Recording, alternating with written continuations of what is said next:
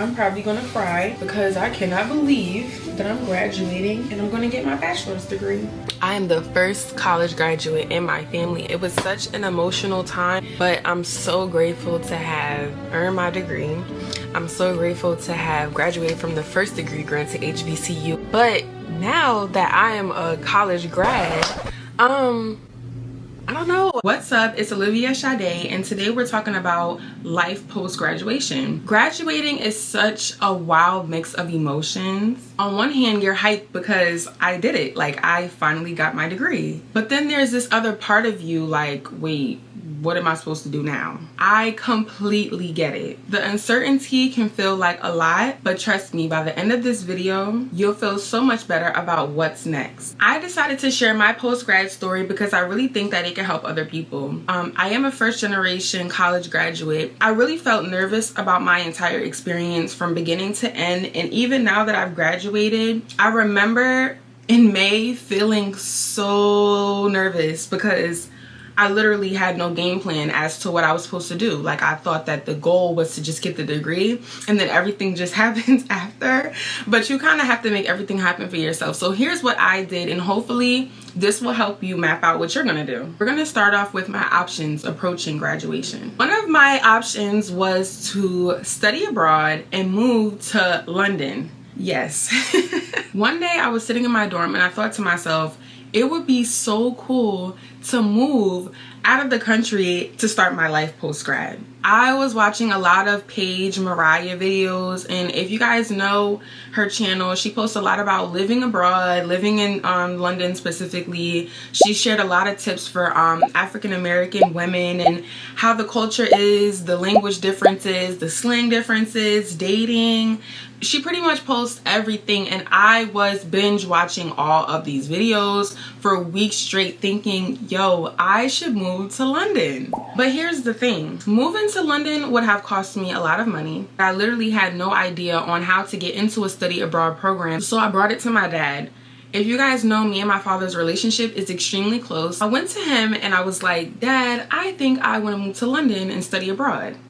I promise y'all, my dad looked at me like I had 20 heads. I remember him explaining to me that moving out of the country, I would be a little bit far out of reach, and he really does not feel comfortable with me being so far away from home like that. Now, me being determined, I remember that we do have family in the United Kingdom, and I thought to myself, you know, if I move to London, I'm pretty sure my cousins and my aunts and stuff will be there. But my dad wanted to stress to me that I cannot always depend on anybody. You really don't know anybody's situation, and my best bet is to stay as close to him as possible because he will make sure that I'm okay. And for me, I'm all about security, and so I believe that maybe I shouldn't take that move. Maybe I should grow a little bit more to where I feel comfortable with going, even if he says that he's not fully supportive of the situation. I decided not to go to London. My second option was to go to grad school. I wanted to go to Rutgers University and get a master's in their social work program. I thought this made the most sense because I wanted to continue my education and get a master's degree, on top of the fact that a lot of jobs also require master's degrees in order to work with them. With the specific degree that I have, you pretty much have to have a master's to be able to make any type of good money. So I thought, okay, Rutgers University, let's go to Rutgers. But I remember looking at the price of Rutgers and going, oh no, we can't afford this. You gotta remember, when you go undergrad and you're taking out loans, you have to pay those loans back. How are you gonna pay those loans back if you're in school? You're just adding more debt to what you have going on. And I thought about the number and I was just like, oh, no. Then I thought to myself, if I have a job that gives me tuition reimbursement, I might just be able to go to Rutgers. And so that was my next option. My third option was to start my career and hopefully earn benefits that will help me get through school.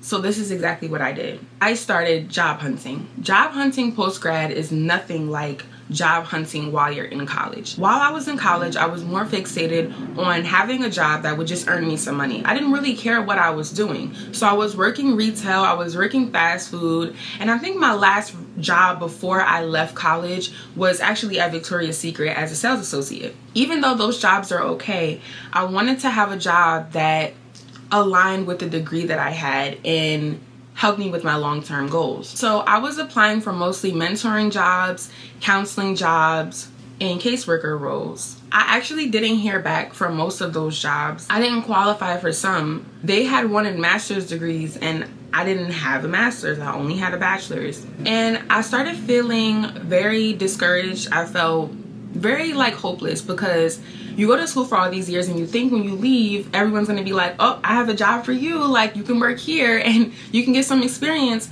But everything that I looked at was like, you have to have a certain amount of experience. You have to have a master's degree. You have to have this. You have to have that.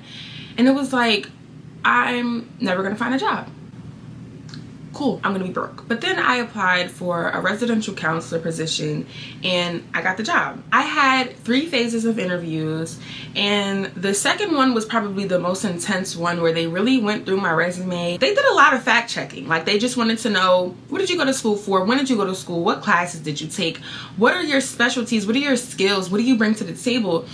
And I was so excited because I really worked hard on my resume while undergrad, so I was prepared for this part of the job hunting process. Fortunately, I was blessed with the opportunity and I was able to become a residential counselor. Now, during this time, I did 2 weeks of training. I had to do a lot of physical examinations, vaccinations.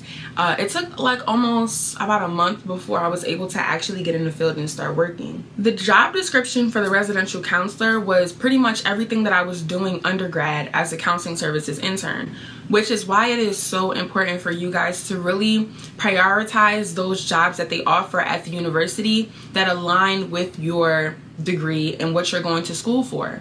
I was in school for human services, so I had a counseling services internship. Majority of the duties and responsibilities that they had for this residential counselor role aligned with what I was doing before I left for college. So for me, it just fit like a puzzle. Once I was able to land this job, everything pretty much started falling into place for me, and that's when I started to discover my plan. My plan was to use this job to gain confidence, gain experience, and network. I was also ready to receive benefits like health insurance, dental insurance, vision insurance, and the most important part, tuition reimbursement. So you guys remember when I told you earlier I wanted to go to Rutgers, but I did not have any money for it. I was literally broke. This is what opened up that window for me. Now that I had tuition reimbursement, I have some support to get through a master's program. This job was also going to help me learn how to adult, how to budget my money, and it would prepare me for my master's program. I even created a budget plan with my very first check in order to learn how to maximize my money and save it. But I think the most hurtful part of having a budget plan is laying all your bills out on the table and looking at all your debt. That is what punched me right in the chest. I was like, damn. But at this point, everything started to make more sense. So I knew that as long as I stay here and I do my best, I'm able to gain my experience. And then when I move along in my life, I have those years of experience that they're looking for. When I go to my master's program, I know exactly what I'm trying to master in. So here's my tips to you guys who are coming to that point of, I'm about to graduate, I have no freaking idea what I'm supposed to do, and I'm confused. Being intentional helped me on roles that align with my long-term goals. So during the job hunting process, I wasn't looking for retail. I wasn't looking for fast food. I'm not looking for any job that's just going to pay me.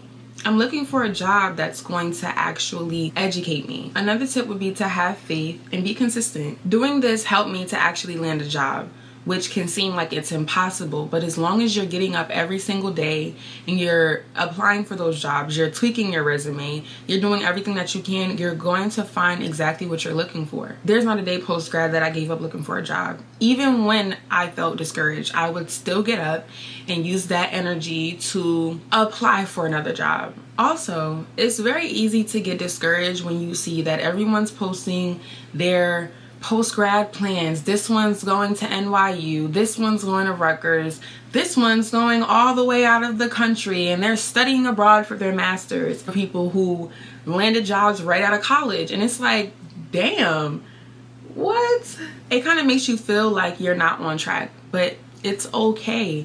That's why you have to focus on your lane and focus on what you're going to do to help yourself. Everybody has their own journey, and your journey is your own. So focus on yourself. I focused on myself to refrain from getting lost in what I think I should be doing because of other people. My journey truly was my own. And my last piece of advice is for my fellow first-gen college graduates. It's very easy to feel pressure from family or friends about what you should or should not be doing. Success does not look the same for everybody though, so you have to do what's best for you. What truly matters is what aligns with your values and your goals, whether it's climbing the career ladder or prioritizing your mental health or trying something new. Create a definition of success that feels authentic to you, because that's what's really important. Graduating is a huge milestone, but it's also just the beginning of your journey. Everybody's path looks different, and that's okay. It's about figuring out what's best for you.